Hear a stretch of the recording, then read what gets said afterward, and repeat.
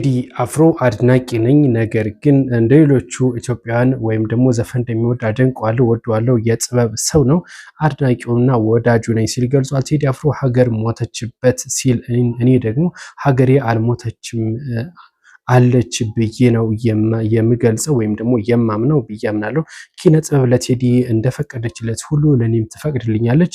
ስለዚህም ሀገሬ አልሞተችም ሲል ነው የገለጸው። የግል ጥላቻ የለኝም ከቴዲ አፍሮ ጋር ምንም አይነት የግል ቅሬታ እንደሌለውና እንደ ማንኛውም ኢትዮጵያዊ አድናቂ ወዳጁ መሆኑን ነው የተናገረው። ቅሬታው በአርቲስቱ ማንነት ላይ ሳይሆን በአልበሙ ውስጥ በተገለጸው ሀገር ሞታለች የሚለውን ሀሳብ ፍሰት ላይ ብቻ መሆኑ ነው የገለጸው። ይህ አርቲስት ማለት ነው የኦሮሚያ ተወላጅ አርቲስት ነው፣ ሴና የሚባለው ማለት ነው።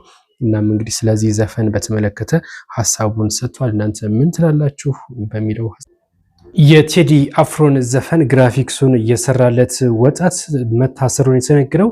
ይህ ወጣት እንግዲህ ዳዊት ሰለሞን የሚባል ሲሆን እጅግ በግራፊክስ ሙያ በርካታ ስራዎችን የሚሰራና ድንቅ ወጣት እንደሆነ ይታወቃል። ከ22 እስከ 24 ባለው እድሜ ውስጥ ክልል ውስጥ የሚገኝ ልጅ ነው።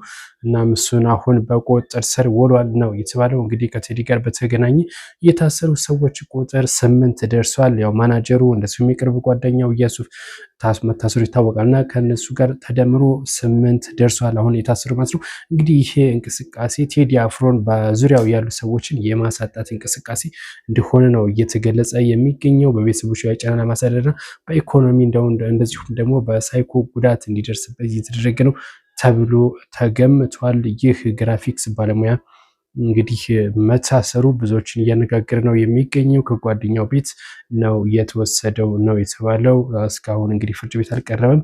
ፍርድ ቤት የቀረቡት 2 ብቻ ናቸው። እስካሁን የቀሩት ግን እንዳልቀረቡም ጭምር ነው። ሰበር ዜና ተሰምቷል ከግብጽ ማለት ነው። በግብጽ ምንድን ነው እየተፈጠረው? በተለይ በኦርቶዶክስ እምነት ተከታዮች ላይ የግብጽ ኦርቶዶክስ ትንሣኤ ማክበር እንዳይችሉ ተገልጿል። እንዳይችሉ መሆኑ ማለት ነው።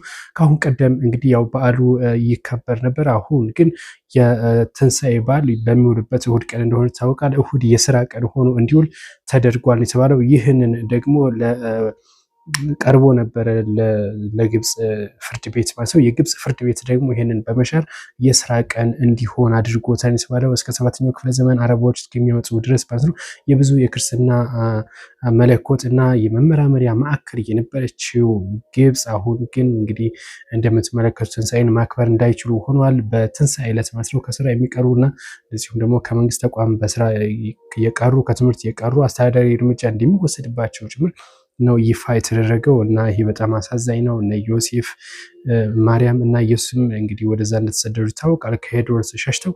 አሁን ግን በግብጽ እየሆነ ነገር ያለው እጅግ አስደንጋጭ ነው ተብሏል። እናም እንግዲህ የትንሣኤ በዓልን በስራ እንዲያሳልፉ ተወስኖባቸዋል። ሀሳብ አስተያየት ካለ አስቀምጡልን። ደንቆት ታዋቂው የሶሻል ሚዲያ ኢንፍሉዌንሰር ቴንጌ ታውቁታላችሁ ብዬ አስባለሁ። የሆነ በተለያዩ በቀሎችና በሳቁ እንደዚሁም በእይታው ብዙዎች ያደንቆታል። በዓለም አቀፍ ደረጃ በፈገግታውና እንደዚሁም በዳንሱ የሚታወቀው ቴንጌ የሚል ዳንስ ያለው ልጅ ማለት ነው።